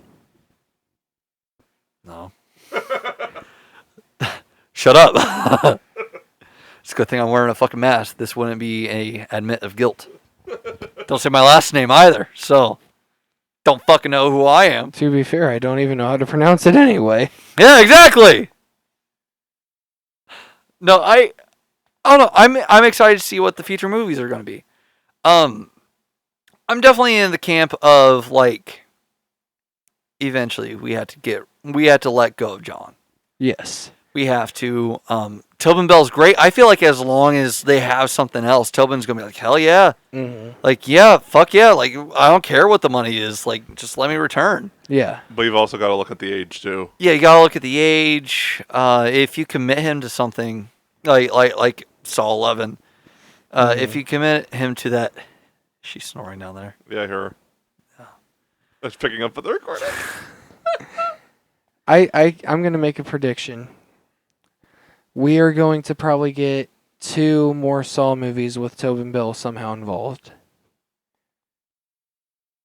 before he calls it a day. My worry is, like, if it takes too long to get another one. Because the last one that we had Tobin Bell in was Jigsaw, and that was, what, 2016? 2017? 17. Yeah, so and he's 80-something? Yeah, it's been 6 years. How long is it going to be for Saw 11? Because, like, I want to see more offshoot movies. I want to see more ones where they get away from the actual, like, lineage of Saw. Because that was something that I liked about Spiral, was it was more like in-universe storytelling. My criticisms about that movie aside. I still liked it, but I'm just saying. I want more of that.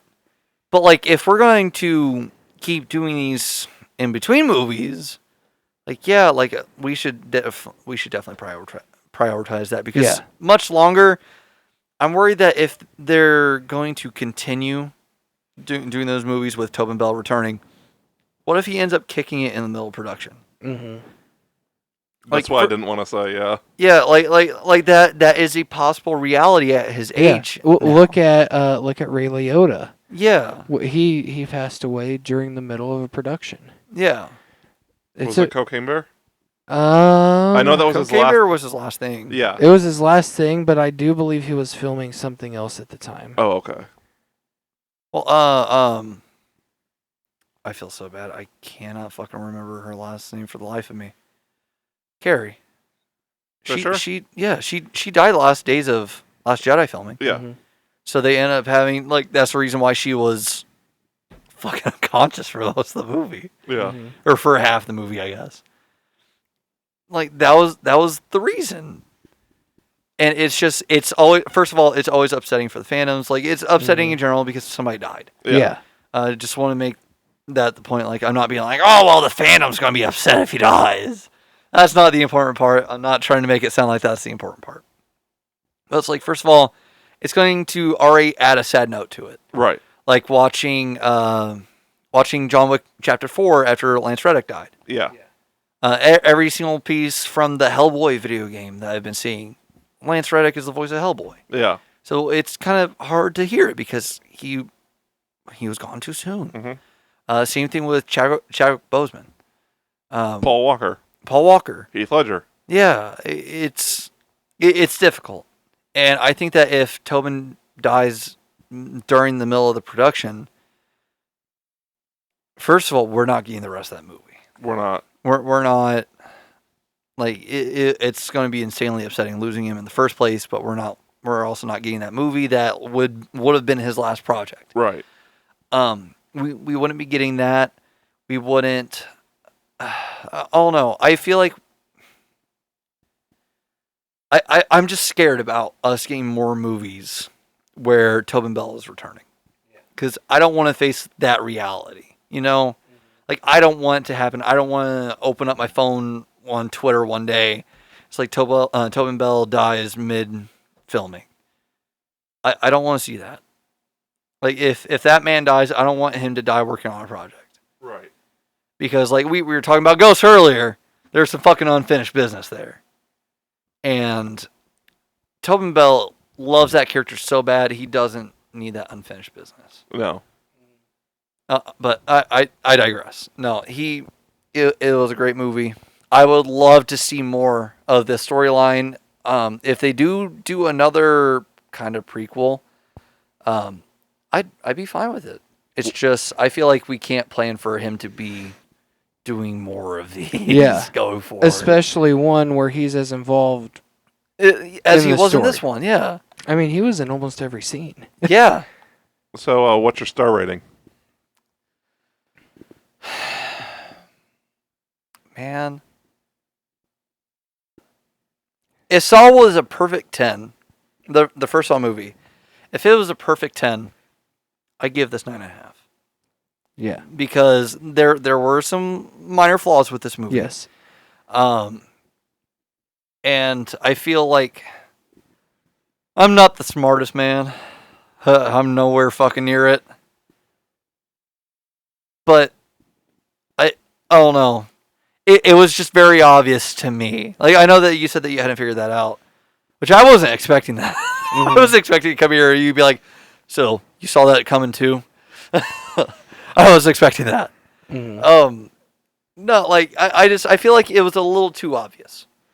Like if it would have been like any, and part of that is because of Tobin Bell's performance, because he was so fucking good that he just like John Kramer knew, and you could fucking pick that up just looking at Tobin Bell standing there. You've just fucking knew. But 9.5.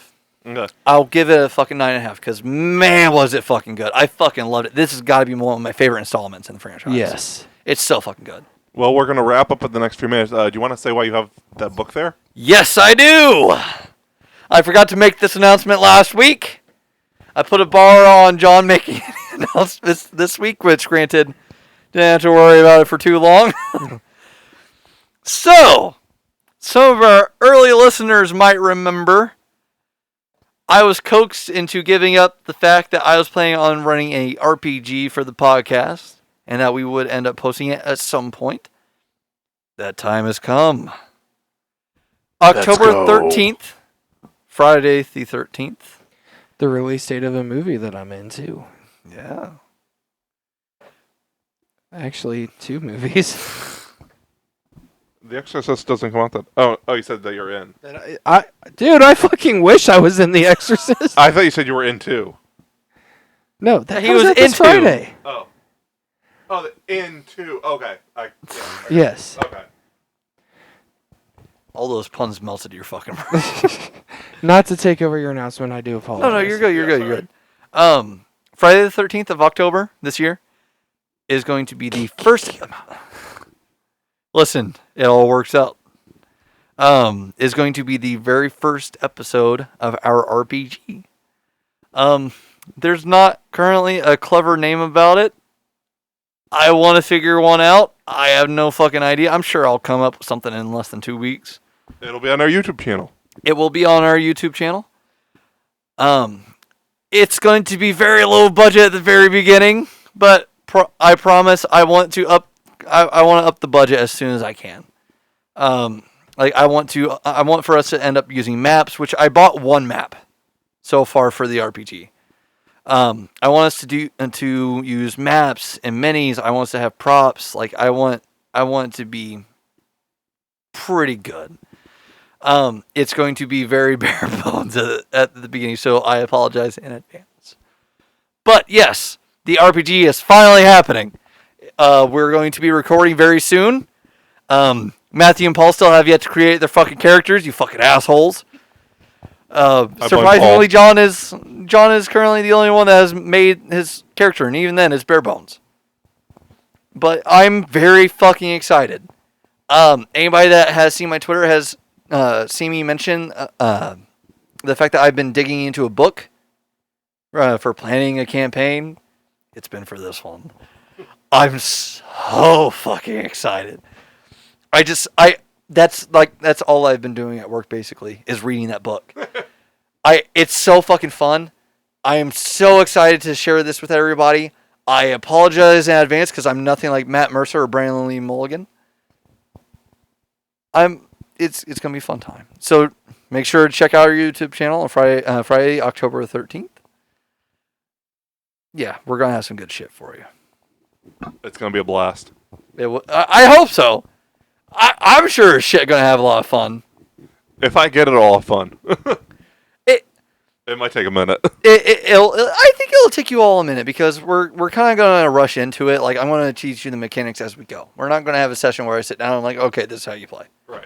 I also want to dictate. I live by the rule of cool in D&D. I will take it serious to a point.